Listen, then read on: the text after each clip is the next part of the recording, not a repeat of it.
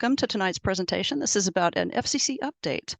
So for those of you that don't know what the FCC is, this is the United States Federal Communications Commission. This regulates telecommunications, including amateur radio. And amateur radio operators are licensed by the FCC. And there's a lot going on at this agency. This was something established by the Communications Act of 1934. And on RATPAC, we have talked about earlier versions, earlier agencies and earlier regulatory frameworks, but the FCC that we know and love came about in 1934. Now, the mission is rapid, efficient, nationwide and worldwide wire and radio communication services delivered to everybody without discrimination. And we want it to be adequate at reasonable charges. So that's what the FCC is after. The purpose is actually national defense and promoting safety of life and property. So the basic structure is 5 commissioners, and there's a chair. The current chair is Jessica Rosenwurzel. There's 7 bureaus. There's Consumer and Public Affairs, Enforcement, Media, Space, Wireless Telecommunications. That's the one that most of us are very familiar with. There's a Wireline Competition Bureau, and Public Safety and Homeland Security. There's 12 staff offices. So we have these bureaus. The staff offices provide support to the bureaus. Now, I've listed them all here, but the one that affects us the most and that we're most familiar with is the Engineering and Technology Office, or Office of Engineering and Technology, OET. This is where the Technological Advisory Committee is organized, which is a committee that volunteers can join and give advice to the FCC. OET manages the frequency allocations and manages spectrum usage, carries out technical studies, and handles experimental radio services and ISM equipment, or industrial, scientific, and medical. And there's the other staff offices. So lots of stuff helping out those bureaus. The FCC has an open monthly meeting. This is a link right below the title there to the upcoming one in November. So I try to watch these and keep up, and I noticed something when they came out with the agenda. So this is an image of the webpage. This is what it looks like when you go there. And below the date and the title, and you see there's a video and a watch the live webcast. So there's a link to watch the live webcast when it happens, and then a video you can watch if you weren't able to tune in live. And below that is the agenda. And look what's on the agenda for November. It's amending the amateur radio rules for greater flexibility in data communications.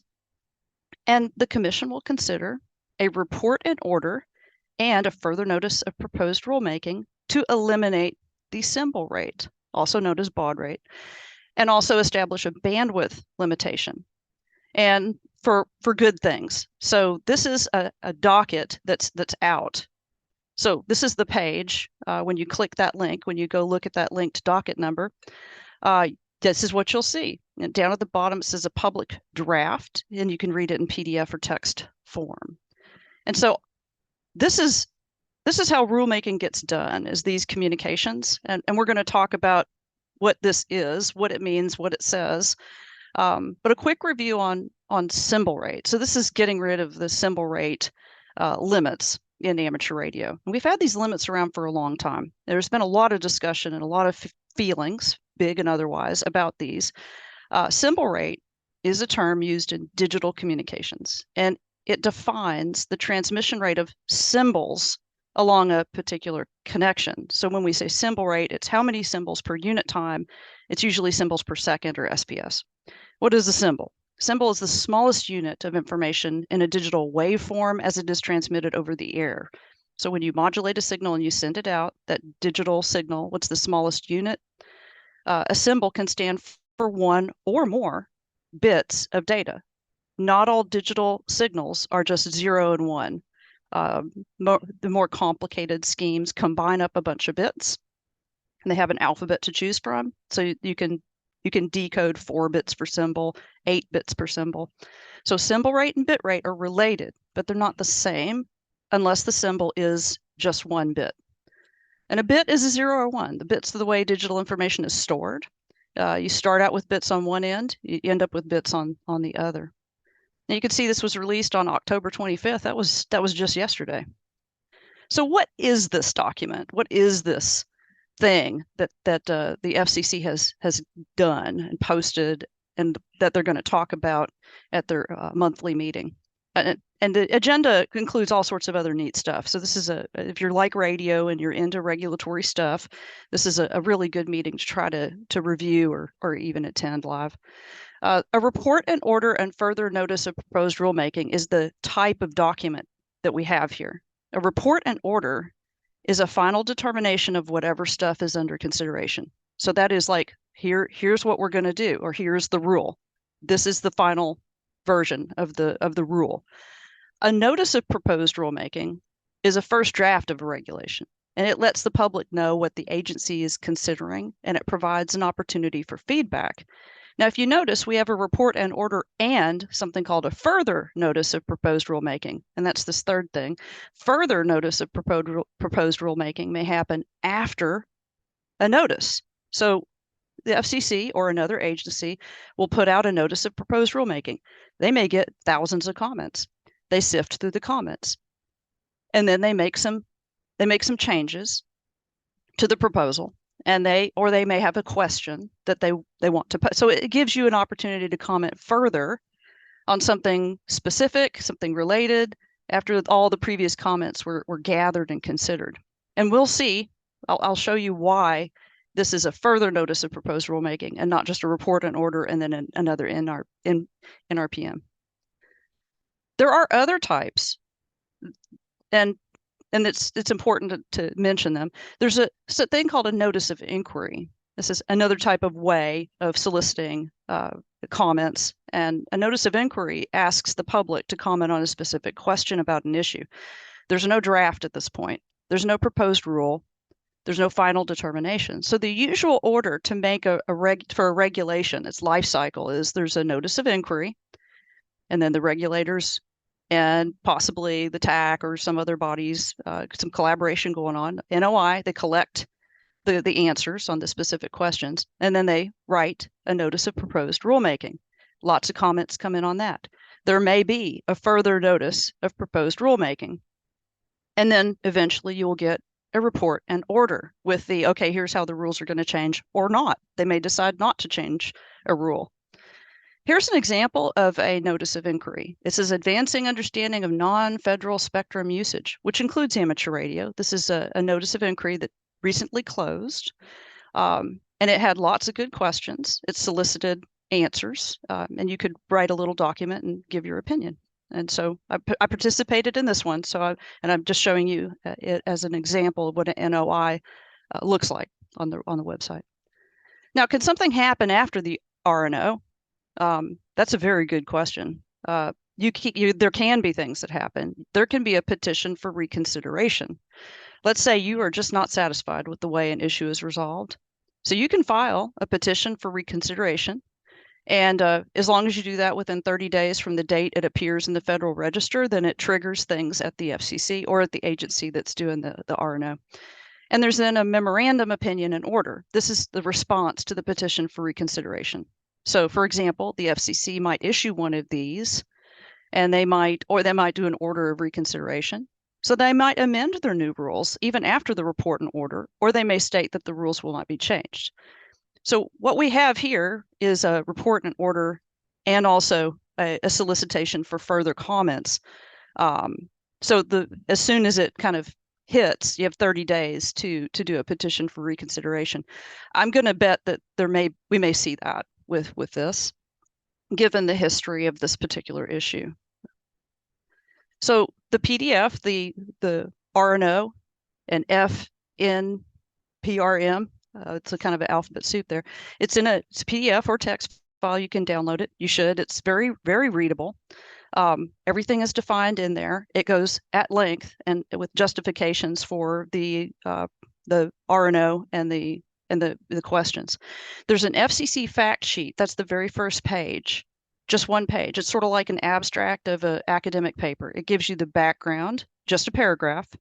It tells you what the report and order would do, and it says what the further notice of proposed rulemaking would do. It's not even a full page. It's half of one. So if you don't have a lot of time for this or any other rulemaking process at the FCC, you can always look at the FCC fact sheet and you will be educated. So what does the report and order do? It removes the baud rate limitation from a bunch of bands and implements a 2.8 kilohertz bandwidth limitation for a bunch of bands. Just ta-da. It's very straightforward. That is what this report and order does.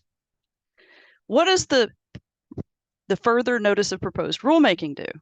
Well, it does three things. They're setting out in this, it's like a 15-page document, and this is what the further comment solicitation does. It proposes, so this is a proposal, to also remove the baud rate limitation in the 2200 meter and 630 meter bands. Now, we already decided in the report and order to remove the baud rate for a bunch of bands. Why are these specifically mentioned? Well, it turns out the commission allocated these for our use after it released the NPRM about this symbol rate issue in 2016. So here's a good example of why we need a further notice of proposed rulemaking process at a regulatory agency, because things change and these processes take a long time. So they just go ahead, and since they're doing the same, they're proposing to do the same thing for these two new bands that they have an order that they want to do for all the other bands. Also, it proposes to remove the baud rate limitation in VHF and UHF, and seeks comment on the appropriate bandwidth limitation for 2200 meter, 630 meter VHF and UHF. Now, the report and order decided 2.8 kilohertz for all those other bands. They want you to comment on the bandwidth limitation, if any, for these four bands here, and to comment on whether or not the baud rate should be removed in VHF and UHF. Okay, so the structure of the document, we had that fact sheet, which is a real brief summary of all of the very important parts, but we do get, for the rest of the document, it's divided up like this. So we get an introduction, and there was lots of good stuff in the footnotes, by the way. We get an introduction that lays out the issue and the history and lets us know, what the comments solicited are about. This part 2 is a background, and it goes into further detail, and it goes into a lot of history about the different bands, and there's lots and lots of comments and explanations from ARRL. The next part is the report and order itself, and it lays out what is being decided. This is what the final determination is, and lots of good footnotes and justifications. In this particular section in the report and order, it mentions the waivers situation. So those of you that do waivers for disaster relief efforts, when you have to exceed the baud rate limitation in the interest of public safety, oftentimes we get a waiver from the FCC to do these sorts of things. And right here in the document, it says, this does not allow amateurs who voluntarily assist during and after hurricanes, forest fires, and other disasters to use and train with faster modes outside of the waiver period. So this is part of the justification for getting rid of the baud rate limit. This section also then goes into a defense of why are we now instituting a 2.8 kilohertz bandwidth limit. So this section has a lot of that, and it also covers some of the comments that were received in the original NPRM. It talks about balancing. We were going to remove the baud rate limit, but there needs to be something in there to balance use. And it's multiple paragraphs, and it all makes a lot of sense. I personally would not like a bandwidth limit that low, but 2.8, they explain in here and give you some history on why 2.8. More footnotes, lots of good stuff. Next section is part 4, and this is the further notice of proposed rulemaking. So like we explained, there were 2 new bands. They're going to be in here because they weren't in the original NPRM. And they would like to know opinions about bandwidth limitations in those bands, and also about VHF and UHF. Now, from reading through here, it seems clear to me, it's my opinion, that they would really like to keep the current bandwidth limits on VHF and UHF. Just remove the baud rate limit, but keep the 20 kilohertz and 100 kilohertz limits. That I sensed that vibe.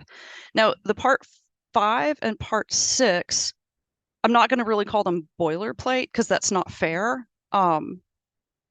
but they kind of are technical sections that talk about the exact procedures and which Congressional Review Act and which Paperwork Reduction Act and you know, how they're going to send the copies and to, you know, so all the procedural matters for getting something like this done. This is something that you'll see over and over. And then the ordering clauses are the actual sections are called out. And they make it clear that they're saying that these the rules that are in the Appendix A and the Appendix B, that the Appendix A rules they're hereby adopted, and that the proposed rules are now going to be considered. So these are two technical parts. If you're just looking for like as an operator, as an enthusiast or experimenter or developer, if you're just looking for the deets, part 1 through 4 are the parts that you need to know, and then a good study of Appendix A and B. So are there any issues that we saw today in reading through it? And when I say we, it was me and Paul Williamson, KB5MU. Thank you very much for sitting with me and reading through this. We are good at different things, and when we work together, we make good progress. So we did find some things. There might be a possible typo in Appendix B proposed rules for 307F3, as the new bandwidth that we've been talking about seems to be missing, but someone else should look at that and see if we're right or wrong. And then the specified and unspecified codes rules do seem really kind of confusing. And this isn't part of the FNPRM, but we found it kind of confusing. It looked like there's only specified codes. So there may be an informal description, or maybe somebody here on the call might know a little bit more about that. But the rewrite of these rules and the changes seemed to leave the specified and unspecified code part a little, I don't know, constricted, not very clear. And then some image transmission modes they were already regulated by bandwidth, it turns out. And I didn't know that until we went through and read the Appendix A and B. So how can people help? Well, file a comment. This is your chance to weigh in. There is a really clear, it's a good document at the FCC on how to comment on a proceeding. And it's good common sense stuff, easy to follow. The link is right there. So familiarize yourself with that if you've never filed a comment. In general, stick to the subject. You'll see when you read through the document, there's a pretty narrow set of questions that people are asked to comment on. And you can tell because it's repeated multiple times. So you stick to the subject, answer the question. Be business letter professional. Just treat it like it was, like you were writing a business letter.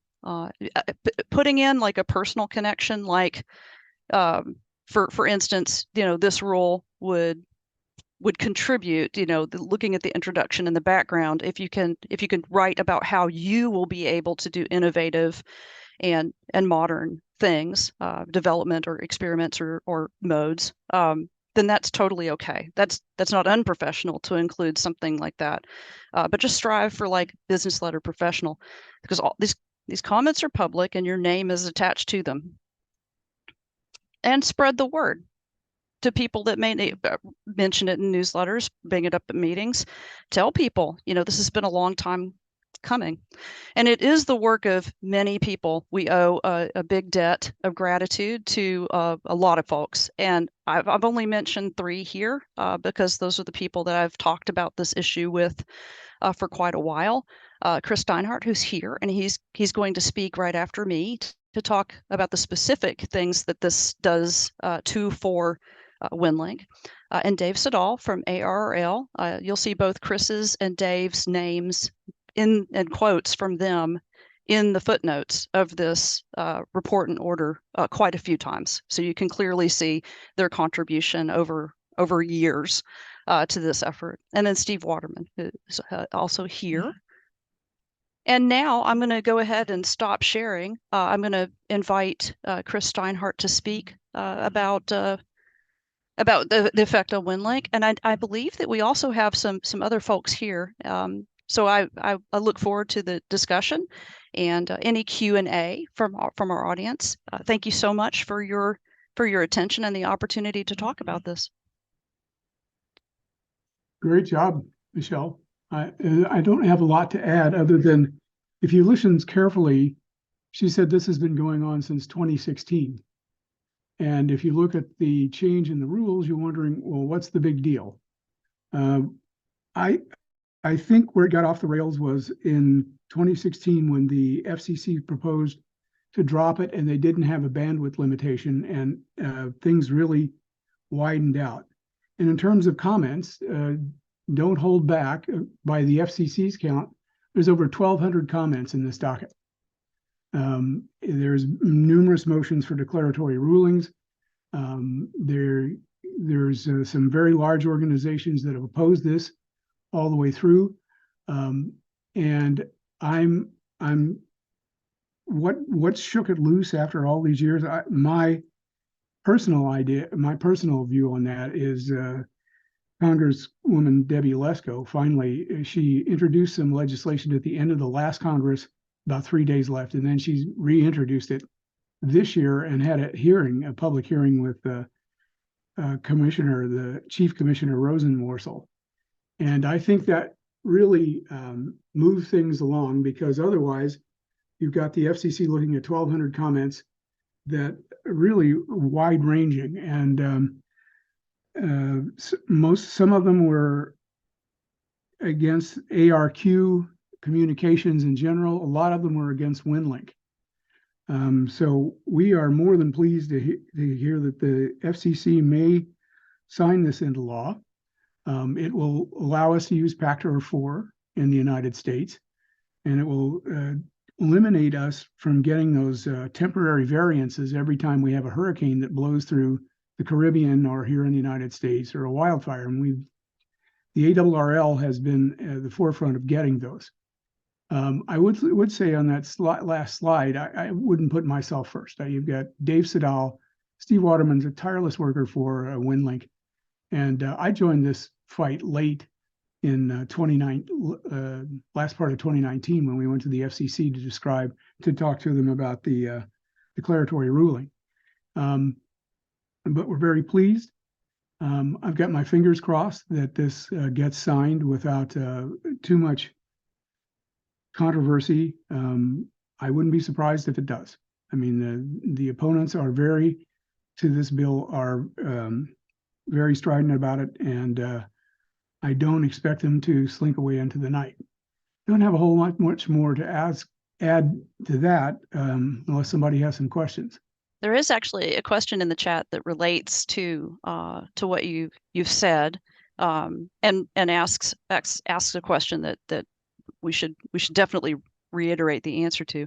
So the question, or the comment in question, is rulemaking and the report and order. So the agenda is closed and there's no room for surprise rules and amendments, no emergency actions to entertain and adopt some action immediately, like, for example, to provide immediate relief to like cell providers. And so when you do a report and order, this is supposed to be the final determination of, and this is going to be the rule.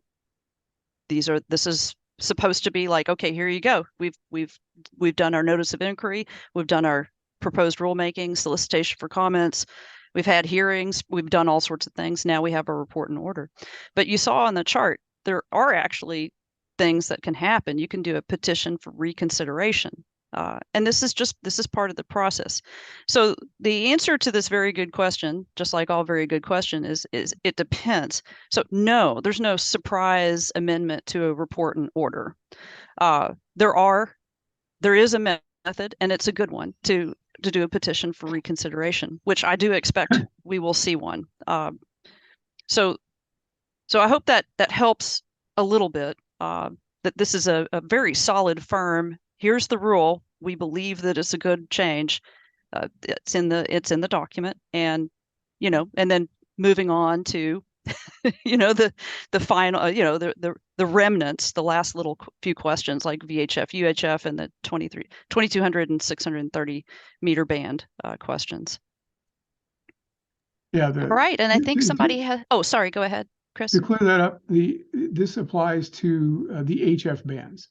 And I think the further notice of proposed rulemaking, the FCC says, well, we've got it in the HF. Why haven't we done VHF, UHF, and the other bands? Right. So they're trying to make a clean slate of it. Yes, it looks like harmonizing everything to try to get it all the same. And oh yeah, Steve comments, there were also many state governments who wrote in favor of deletion of the symbol rate rules. Yes, there was an enormous effort to get states to write in. When a state government says, gosh, we've invested in some cases, some serious money into using this amateur radio, gosh, it's such a shame that we have this limit. And I think that did make a difference, along with the proposed legislation. That's a time-honored tradition to use legislative means to try to get the point across to regulatory agencies. It's like, if you don't take action, then look what might happen. We might actually handle it over here.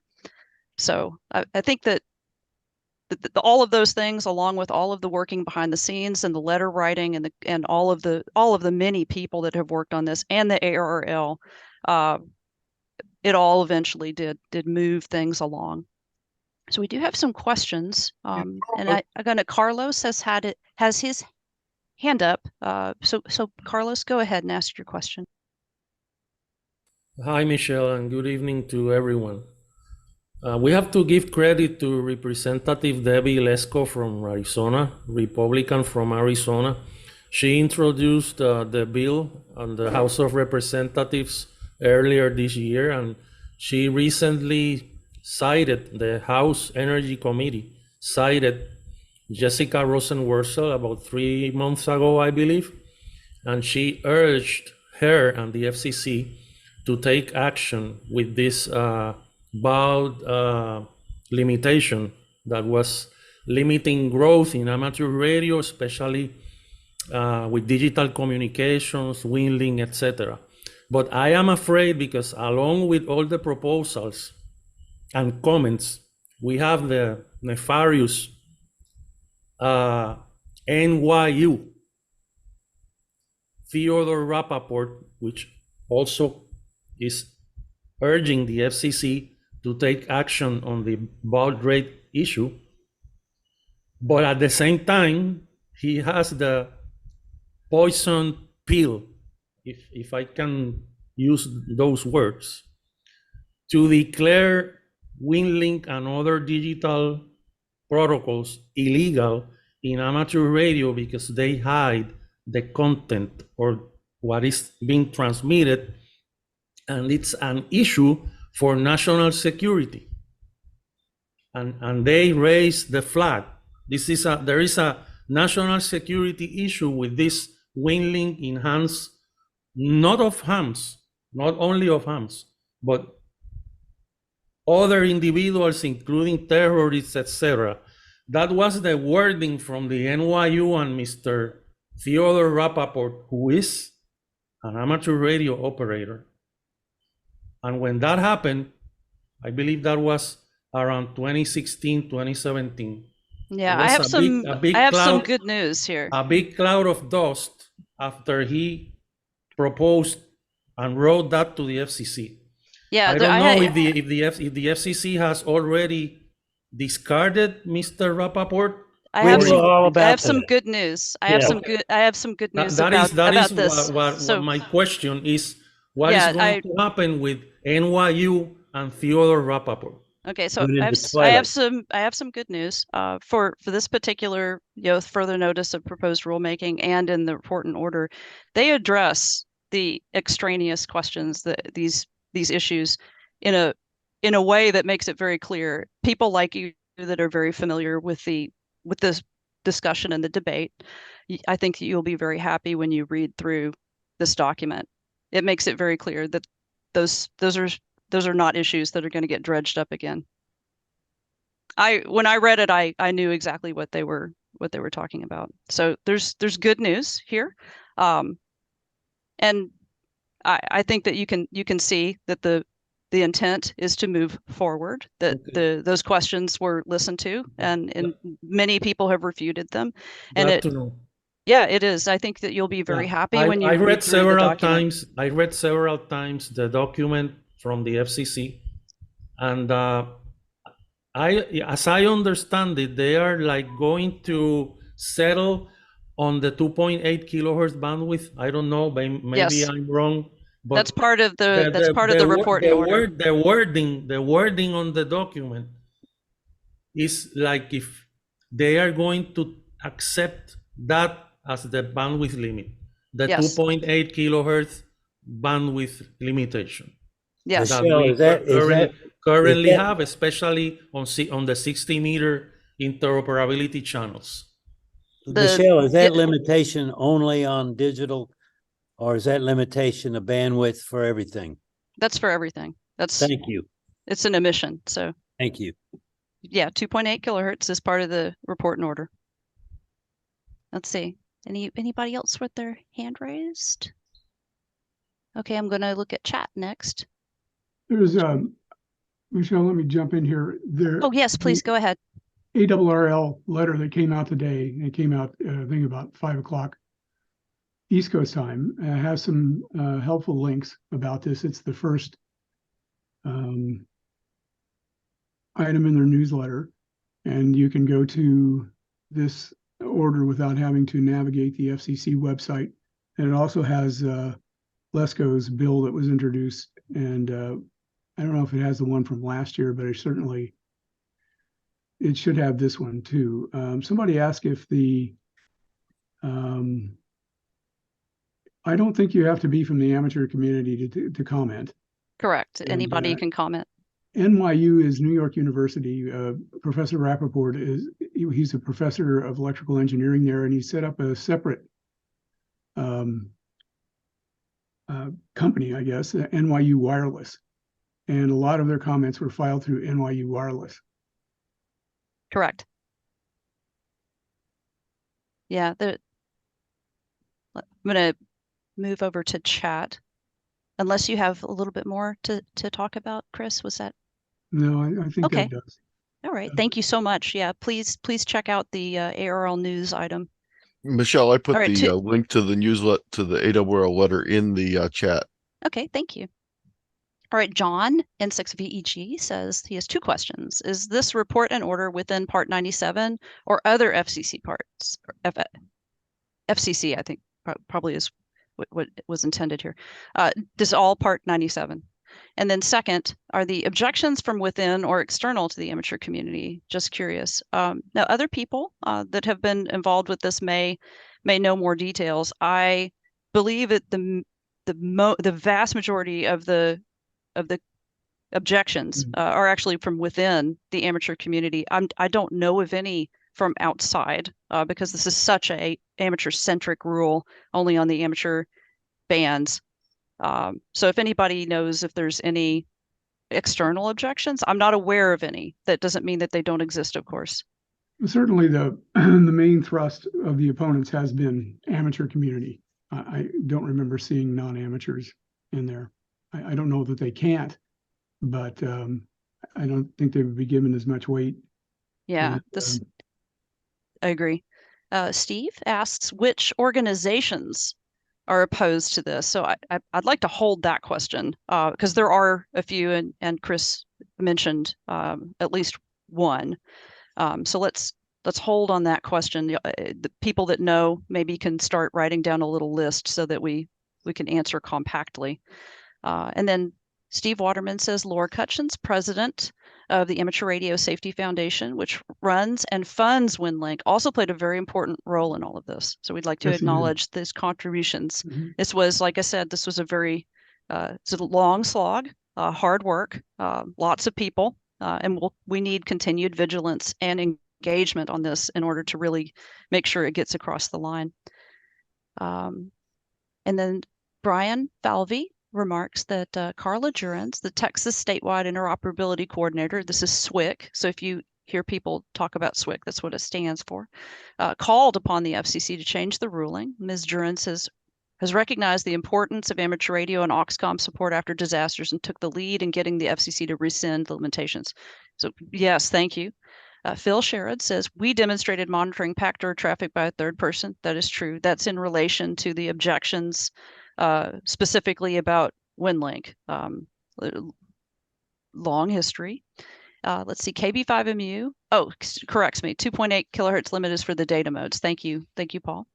And then excellent news. And just before Christmas, yes, Anthony has posted a link to the ARL newsletter, or excuse me, ARL letter.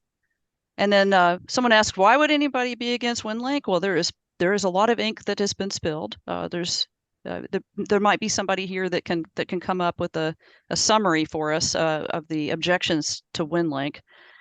Steve Waterman then says on size of shares, DHS WinLink uses AES 256 encryption for transmission because WinLink on the ham bands is easily copyable and complies with Part 97.113 for not obscuring data. And WinLink is an open compression algorithm published for anyone to view. Just to clarify about the different versions. All right, any other questions? We have a question from Victor. Please go ahead, sir. Good evening, and thank you, Michelle. I appreciate your comments and answers to my first questions there. It does set things pretty much in order. Carlos made a point that I think is critical to the foundation of my question, and he said it, the wording. And if you would do me a favor, please, if you would reread the introduction to that agenda item, I think it makes it clear where I was coming from, because it almost sounds like it takes what the closed agenda and throws it open to anybody that wants to throw a fish in the pond. Because I wasn't quite sure the wording, if it wasn't actually opening it up for a shotgun kind of discussion where anything could be introduced on anything, on any topic, any matter. Okay, yes, you're asking an excellent question, because there's some subtleties here. So this is a draft. This is how it's done. So it's a draft report and order, a draft further notice of proposed rulemaking. From the agenda for the upcoming open meeting about amending amateur radio rules for greater flexibility in data communications. So and this is the way that it is set forth in the agenda. The commission will consider a report and order and further notice of proposed rulemaking that would eliminate the symbol rate, also known as baud rate, limitation, and establish a bandwidth limitation that would provide flexibility to use modern digital emissions, thereby promoting innovation and experimentation in the amateur service. So that's from the agenda item. This is to describe what they're going to present to us, the public, on the 15th of November. The background from the fact sheet is very similar, and it has this language that is very similar to all sorts of other reports and orders and notice of proposed rulemakings. It says background, this report and order, if adopted, because it hasn't been adopted yet, it's a draft, here it is, and it also includes a further notice of proposed rulemaking, which will have a time period, and then there will be a deadline, and then they consider the comments. If adopted, it would eliminate the baud rate limitation in certain amateur radio bands and instead set a bandwidth limitation in those bands. And then it goes on to say this would incentivize innovation and experimentation and so forth. So this is not unusual language. And a report and order is a final determination. That's not something like if you send in a comment about what's in the report and order, it will be, they will look at all comments, but that's probably a misuse of your time. The open questions are in the further notice of proposed rulemaking, which is 2200 meter band, 630 meter band, VHF and UHF. That all these HF bands, we're just going to go ahead and remove that symbol rate limit, and we're going to institute a 2.8 kilohertz bandwidth limit. And as Paul corrected me on data modes, I'm a data person and I don't use any other mode. I misspoke. I said, yeah, it's for everything to me. So apologize for any confusion. So your question is born of real life and practical experience with these sorts of things where stuff gets proposed and looks really good, then something happens and it gets clawed back. It's in regulatory law, nothing is ever truly permanent. Even after the report and order, there could be some sort of a petition for reconsideration. 10, 20 years from now, they might come along and things may be very, very different, and this may be changed again. So there is no guarantee of permanence, but this is about as good news, and it's following the standard procedure for reports and orders and proposed rulemaking. This is about as good news as we could hope for. So I hope that reassures you and also acknowledges that your concern is valid. Yes, thank you. And it does mean it is a closed agenda item and that there's no 11th hour surprise that alters the whole outcome of what we've done for the last 7 years. Thank you very much. You're very welcome. Let's see, Monir asks, is there the possibility of revisiting the current regulations around emissions at some point in the future? For example, in some countries, there aren't rules requiring data modes to only be in the data portion of the band, but they do have a bandwidth limit. Okay, so I don't want to assume that I know what you mean. There's always the possibility of revisiting any regulation. You can propose all sorts of things and comment on all sorts of things and try to move things forward. The regulations around emissions. So if I can clarify. Yeah, that would be really wonderful. So I'm actually looking at the document, I guess the proposed rule. I'm not on page 13 of that specifically. They have that table in part 97 where they're modifying it to, instead of just being the symbol rate, is just the bandwidth. Yeah, page 13. Like I noticed that there was still there are still separate sections at for data and in a separate section for phone. I guess the question really came about because there are I guess in the FCC rule in part 97 right now there are they lay out specific emission designators for what constitutes data and what constitutes phone and what constitutes image, for example. I guess my thinking is more along the lines of what if something new comes along in the future that mixes it's not completely data and it's not completely phone either, for example, or not completely image. I guess it would be nice to maybe be able to if it were to be revisited to actually clarify those things, right? I see what you're getting at, and the answer is a truism. Really, it's yes. There's the possibility of revisiting pretty much anything in regulatory law. So if there was some compelling use case or emission type, and I think if you're on page 13, you probably saw where they talked about why we have.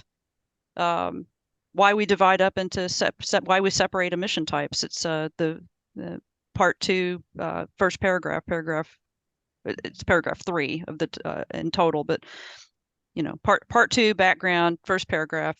It lays out their opinion on why we have emission types, why we group them up into groups, and there is a big challenge to this way of doing things, actually, and that's artificial intelligence and machine learning and dynamic spectrum allocation, and those sorts of things make a big impact in and will change the way that we allocate spectrum and the way that we divide things up. So our current model looks more like I would say land use or land use regulations or codes, for real estate. We allocate this house for this purpose and then move on down the street and here's a business district, and that's kind of the way that we have done it. With machine learning, that does challenge this. So I would expect over the long haul for a lot of things to change, and emission designations may look more and more quaint. It may be that transmissions get more and more flexible, like exactly what you're talking. So this is a This is a possibility. It's way off in the future, to be honest. But the answer to your question is yes. There will be a revisiting of this. And if there is an implementation or use case that arises sooner rather than later, then it would be a perfect reason to propose to do a notice of inquiry or to look for one from the FCC and then see that there's an NPRM. Does that Cool. help at all? I think so.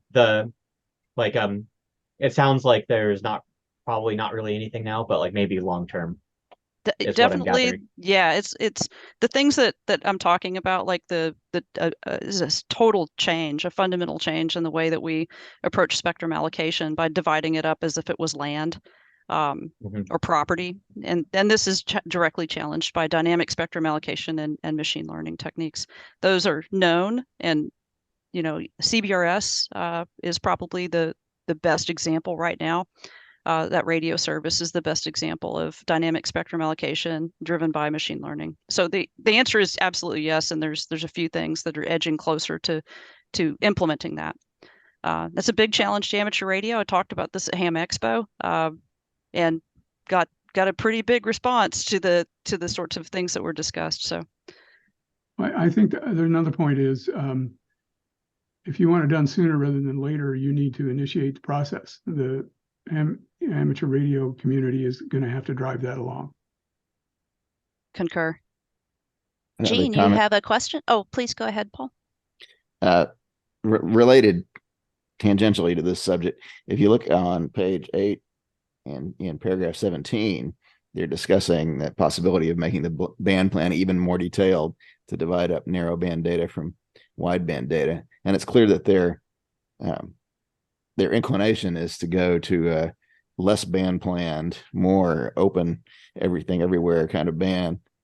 But you don't see them proposing that because it would be controversial and nobody's advocating for that. Michelle, back in 2006, the ARRL proposed at the recommendation, I think, of the FCC that the FCC look at band planning by bandwidth rather than by mode, because there were so many additional protocols coming into being and they were mixed, as you said. The ARRL put a request out for that to the membership and got a resounding huh? And because of that, they backed off of a request to the FCC to look at bandwidth rather than, as does Canada and Australia and all the other, I would imagine, countries that Monir is thinking about.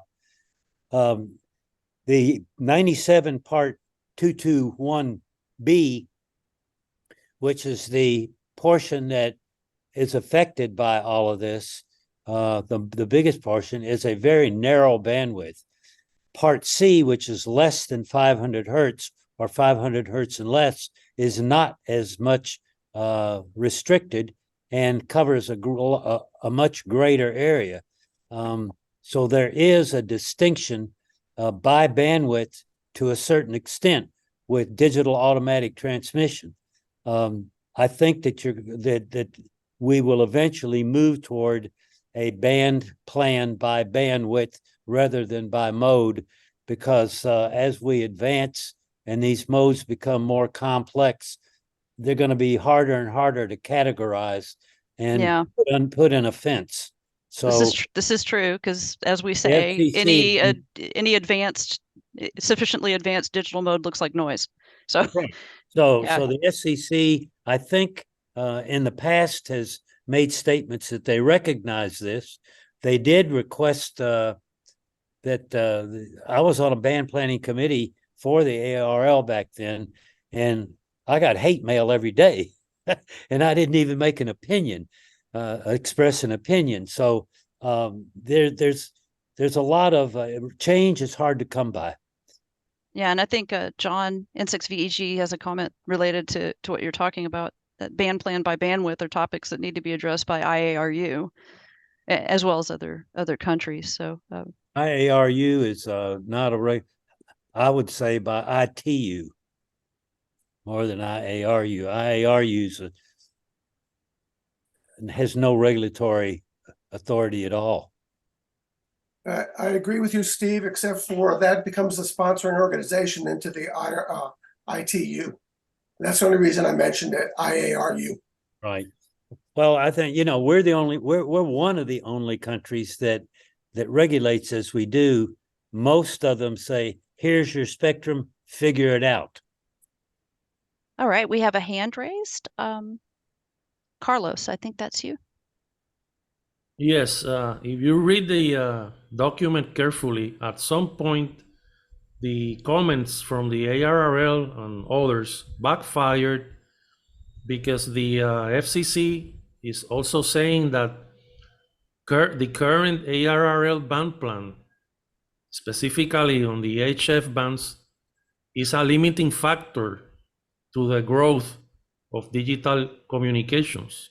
In other words, they are not taking all the blame for the delay or taking action so late on this baud rate versus bandwidth issue.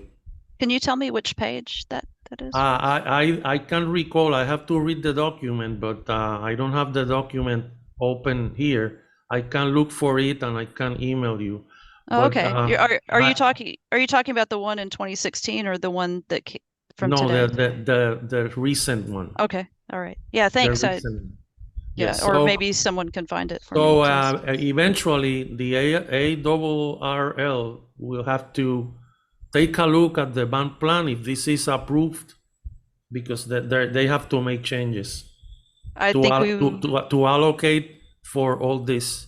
The band plan cannot stay the way it is. That's a very interesting observation. I think you're and right. They say that they are not going to get into that because the band plan is an amateur radio thing. It's right. not an FCC thing. They just give frequency allocations and broad privileges on all the ham bands. They don't go into specifics like the ARRL band plan and other countries' band plans do. Yeah. So it is now that the ball is on the ARRL court. There's on page 8. There's I found one comment that the FCC does address the ARRL band plan in the document from yesterday, and this is on page 8. We find that a community-driven voluntary band plan that can rapidly be adjusted as technology changes and is consistent with our rules requiring cooperation and efficiency is preferable to an FCC rules-based mandatory band plan that requires regulatory action to adjust. There you go. Thus, we decline to adopt a mandatory band plan here. Exactly. So it's they are putting it on the ARRL hands. Yes. To decide on what is going to be the band plan if this is adopted. Yeah, and then Paul comments, I think you're also talking about paragraph 17 on page 8, that the ARRL band plan is mentioned there in the context of subdividing the data subband. And they don't go so far as to apply that on a wider scale to mixed data and phone, for example. But correct. That's why I'm saying that at some point it backfires toward the ARRL. I think that we will see a lot of things happen based on this rules change. Yes. And I look forward to talking with you about it again, because this is a lengthy process. It's taken a while to get here, and there will be more things that happen. It has been almost 10 years, 8 years. Yeah. Marty, you have your hand up. There are older issues that the FCC hasn't taken action. Like, for example, the inclusion or the addition of phone privileges on 15, 40, and 80 meters for the technicians. The FCC has not said a word on that proposal from the ARRL. And that is right now more than 10 years since the ARRL presented that document, that proposal Yeah, to the FCC. No action taken. So they are going ahead of all the pile of paperwork they have at some point on a desk on the offices, because in my opinion, Debbie Lesko pushed Jessica Rosenworcel and the FCC into taking action on this specific topic, the baud rate and bandwidth limitation. But there are many things older than the bandwidth limitation in front of the FCC regarding amateur radio affairs and amateur radio issues, and they have not taken any decision yet.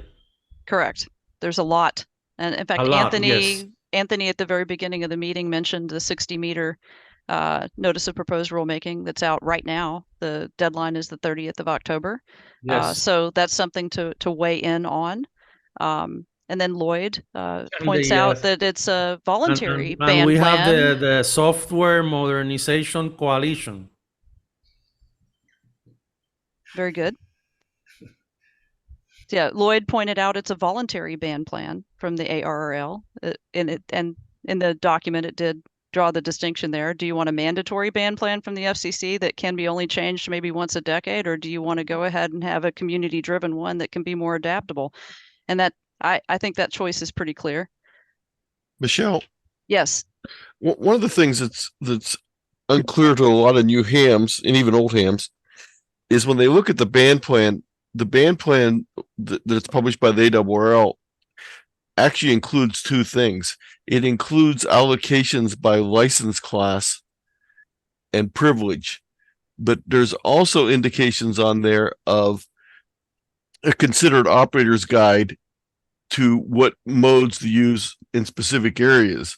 For example, the specific license on 10 meters for technicians is a rule, but the allocations for some of the use of the rest of the band that generals and extras have access to is by a gentleman's agreement. It's not by specific rules. So there's suggested areas for FM, but FM could be used in other portions of that band also, because it's not limited by the licensing rules. So when you look at those band plans, you have to be aware that some of that is based on the rules and the license privileges, but other parts are based on suggested uses. So for example, when you look at FT8 and FT4. Anthony? Yep, yes. I'm very sorry for interrupting you. No problem. Go ahead. I meant to get to Marty. I'm sorry. Yeah, go ahead. Let me pull him in there because you just brought up FT8, and there was actually a question that we had about that. So let me get back to you. So go ahead, Marty. Okay, thank you. Yeah, it was mentioned earlier that not all countries have the same level of regulation of how we use the bands that were allocated to us. And in fact, no other country except Japan and the US has that kind of limitation, is my understanding. I just took a look on the Canadian website, and they've got a whole band plan, but the existence of that plan did not preclude their regulatory agency from basically allowing the hams to use the frequencies as they see fit. And that's what happens in the whole rest of the world. So frankly, whether we make these, particularly on HF, whether we choose a regulated subband usage or simply a voluntary subband usage, you kind of end up having to go along with the rest of the world. So, I know our director here, Dick Norton, has long been a fan of wanting the FCC to just leave us alone, tell us where we can operate, and we'll work it out. And that's really how it should be.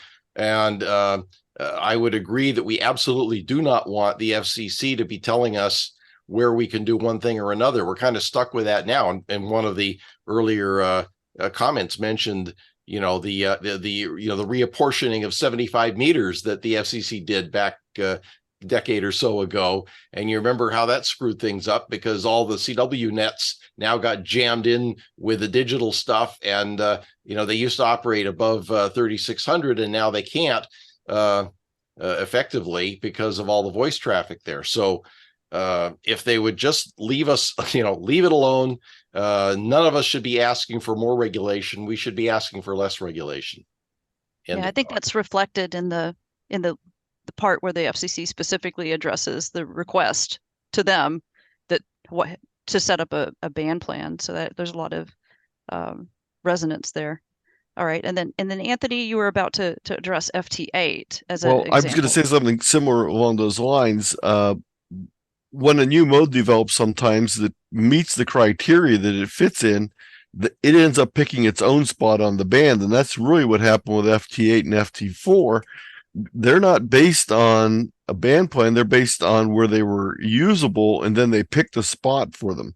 The other thing, like Marty was saying too, not only do we do this really convoluted band plan in the United States, most places don't limit licensing by bands, they limit it by other factors, typically power levels and things of that nature. Part of what we've gotten is a development following the change between technician and novice license being put together and taking a no-code VHF license and then moving it to have HF privileges also after they remove the code. So we have a very convoluted license. Whenever when I'm doing a talk on HF for anyone in the UK, they just don't understand why new licensees are limited to bands where it's harder to make contact using, we give them voice, but we give them voice on 10 meters where it's available a third of the sunspot cycle typically. So we do not need more band plans. We have too many now. As a poll, please raise your hand if you have ever participated in filing a comment to the US FCC.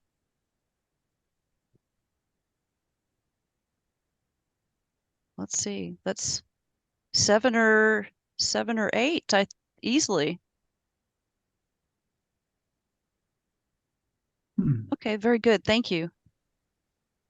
And if you haven't, the link in the slides, which will be posted along with this recording, will take you to a very accessible page that can show you how.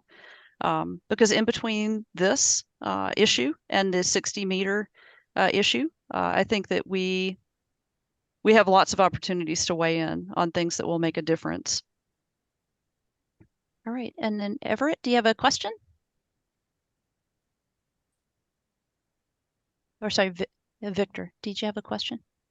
Victor, yes, thank you. Michelle, thank you. Back to Marty's point about how the divvied up and licenses are allocated. How many of the world nations the amateur radio is under the Defense Department or used for defense rather than being a strictly civilian practice opportunity hobby? If anybody knows that, I don't know how many defense departments regulate the world sphere of amateur radio in their country. I think Korea shut theirs down.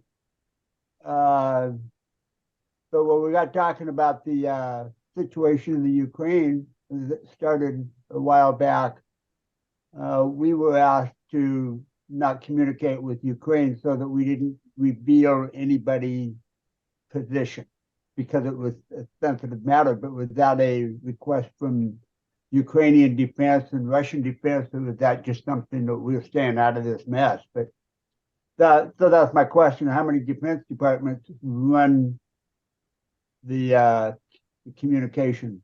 Thank you. I'm not sure. So if anybody has an answer for that, go ahead and put it in the chat. If you have an answer or an example, go ahead and put it there so that so Victor can see it. I think we had one other hand raised. I don't see it now. But any, It oh, was oh, me. go ahead, Paul. Go ahead, sir. Sir, what did I do to offend you? It was a question about band planning, and I actually forgot it when I was listening Oh, no. to Sorry about that. to Victor. So if I think of it again, I'll re-raise my hand. Okay. Understand. All right. Any other questions about this report and order and further notice of proposed rulemaking, or about the process? Paul goes. Oh, go ahead, Paul. Yeah, my hand was up earlier because it took me a little while to get to the buttons to raise my hand. The tendency of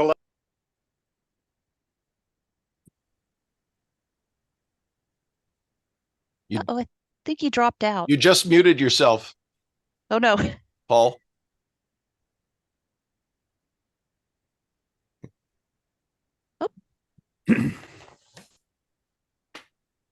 All right. We'll wait for him to come back, but any other questions in the meantime? I remembered my question. Go. The band planning in general is kind of a murky issue, because and it just amazes me that there's all this acrimony for possession of positions on the boards of regional band planning entities, and somebody's always never happy about everything. And there's stuff here, the packet frequencies that have been used since 4/5 of us weren't born on certain frequencies, and now they want to use it for DMR repeaters. So and I've always been a little bit nervous about the fact that there's nothing really clearly legislative about band plans, and I was just wondering is it at the where does a band plan become how do I say it, more than just voluntary? Oh, that's a good question, and it is actually referenced in the document that we've been considering this evening. So the question of it boiled down, at least from this is in the FCC's voice, and they think that a community-based and a voluntary band plan for amateur radio is preferable to an FCC rule-based mandatory band plan that requires regulatory action to adjust. And they specifically declined to adopt a mandatory band plan here, in this report and order. So that's a pretty clear indication of their preference. They're like, we think that you guys should sort it out amongst yourselves. That's much more preferable to having the FCC do it. There are other services where that's not the case. But yeah, so is there a mechanism within Yes. the United States, which includes ARRL, for agreeing on band plans that would have some weight behind them?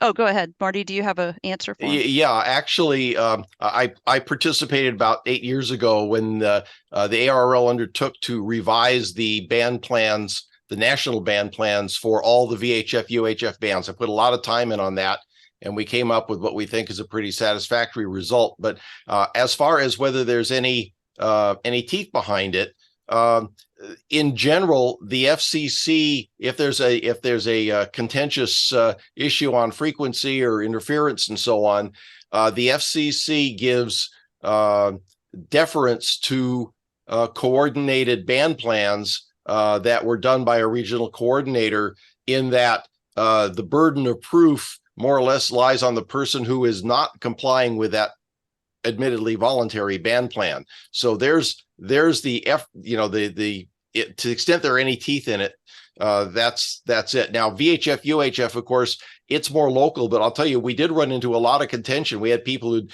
spent all their time in weak signal on 903 megahertz back east because they hadn't suffered all the interference at 903 that we hit out west. So, we have to kind of explain to each of them, look, what we're experiencing here in RF dense Southern California is coming to your neighborhood sooner or later. So we're not going to tell you you can't operate on 903, but we're going to make this recommendation because in the long run, as we see where industry is going with respect to their usage of the bands right adjacent to ours, you have to be prepared for that. And there are some very logical means by which you can minimize the adverse effects of those industrial incursions. So that's really, and as far as coordinators, there used to be a National Frequency Coordinating Council, and it really fell apart when you had rival groups trying to say, I'm in charge of this area. No, I'm in charge of this area. The ARRL started to do something and basically found they couldn't. So there was an agreement at one point and all that fell apart.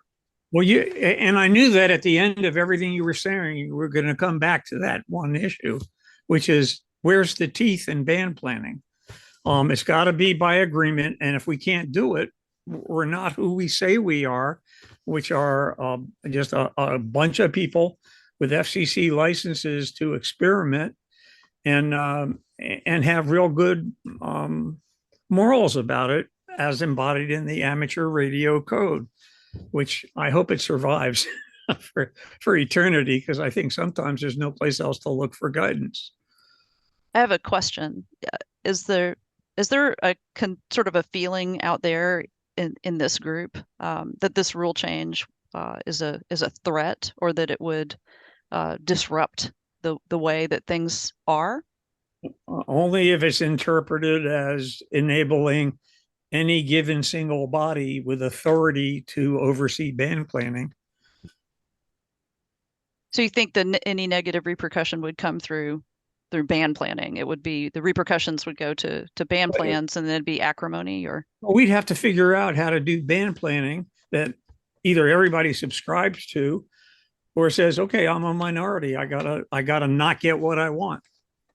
Okay. Well, the world does a reasonable job of that now already. The hams around the world. I mean, look, we've got the CQ Worldwide DX phone contest coming up this weekend, which is probably one of the largest mass participation sports in the world, if not the largest. And you don't hear people from other countries calling CQ on phone down on 7005 or on 14020. Even though most of them could do it legally, they don't. They know that if they want to work people, they go up where the other folks are. So there's an awful lot of general consensus. I mean, you've got the slow scan TV guys. They landed on 14325 back many decades ago, and they still sit there, and it's just where they are, and people know it, and you call CQ on that frequency at your peril. So in general, I mean, again, since almost all of the countries in the world except the US and Japan tell the hams to use the bands as they please, there's pretty good segregation of wideband and narrowband right now. And so I think that actually says a lot for it gives us some optimism. This group might not be the best group to use as a demonstration of, gentlemanly, excuse me, ladies, band planners. Because I remember when Arden came along and a bunch of the microwave frequencies were on the band plan devoted to slow scan TV. Well, what would happen was virtually all of those who were using microwaves for slow scan TV said, well, wait, this is better. And they just adopted the Arden technology for their not quite so slow scan TV. And that was an improvement that just sort of happened. How do I say it? What's the right word? Naturally. I just have concerns about any behavior that would cause the FCC to feel like they do need to impose some band planning on the amateur radio service, because I see that as a threat to how we work and how we've worked over, many, many decades now. thank you. That's I understand I think I understand your position and your concern. Yeah. So the current thing, is that really only 17 pages?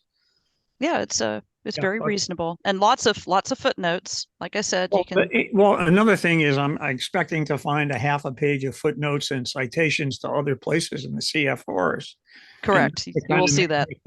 Am I going to have to go through all of that to figure out band planning? So that's, Well, it does not address band planning except to say it's should be voluntary and community driven. So the rules here are to remove the symbol rate limit and to instead use a bandwidth limit, and that's it.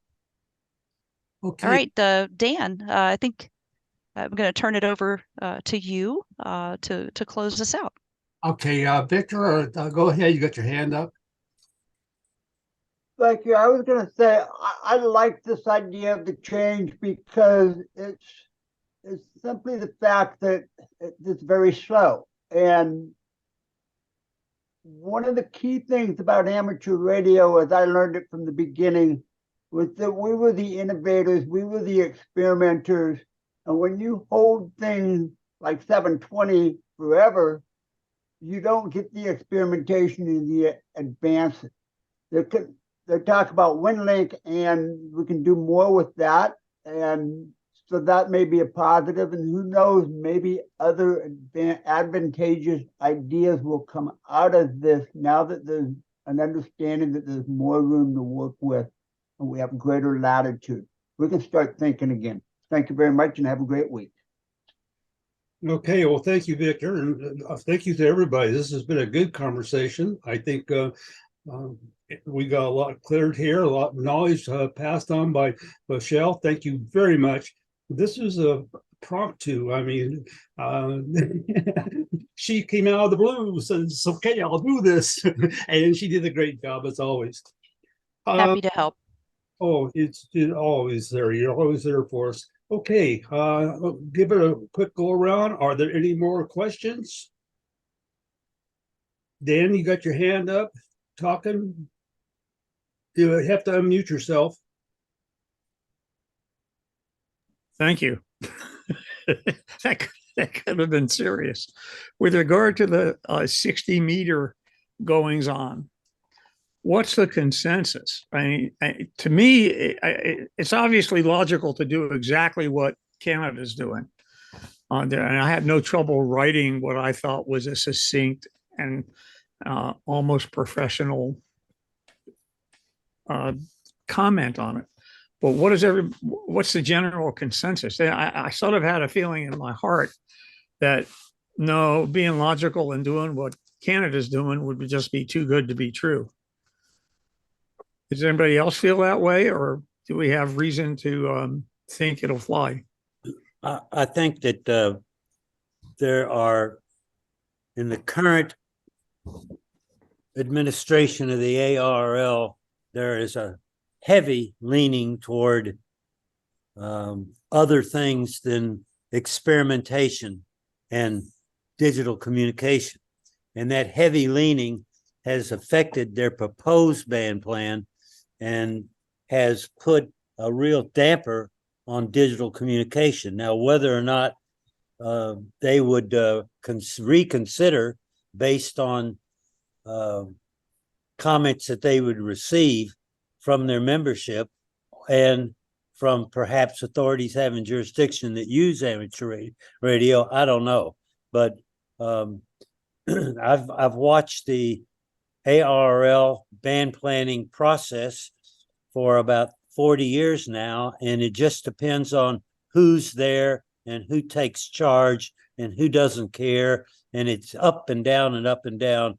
So it's a very laborious process. It can be very conflicting, and we'll just have to wait and see. Okay, we got one more person with their hand up.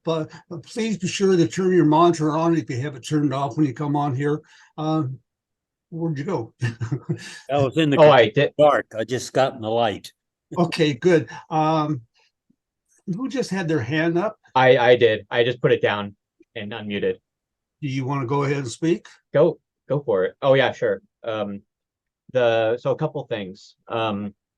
Back when I heard about the 60 meter like proposal, I was reading some stuff on QRZ, and they were claiming that it came about because of like, I guess the government agencies we were sharing the 60 meters with, they claimed that like that they weren't too happy with I don't think this is, I kind of doubt that this is true, but they were claiming that like the government agencies weren't really happy. Like, I guess there were supposedly a fair number of hams who weren't fully following like the rules set out for us for on 60 meters. Like, for example, on whatever channel we were using for FP8, like apparently you're supposed to only have like one transmission at a time, but supposedly there were more than one.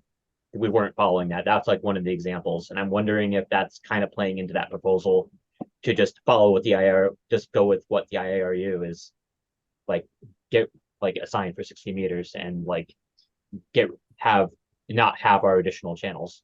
And then, oh man, I had another comment, but I forgot. Maybe if I remember, I'll raise my hand again. Okay, we're gonna have to start wrapping this up. Does anybody have any comments to what was just asked there? Okay, folks, let's go on all night. I'm gonna pull the plug here, say 73s, and we may have to come back to this conversation. Because a real good conversation. Things will be changing here shortly, and so we need to follow up on that. So stay tuned, and we'll be back, same place, same station as we are every week.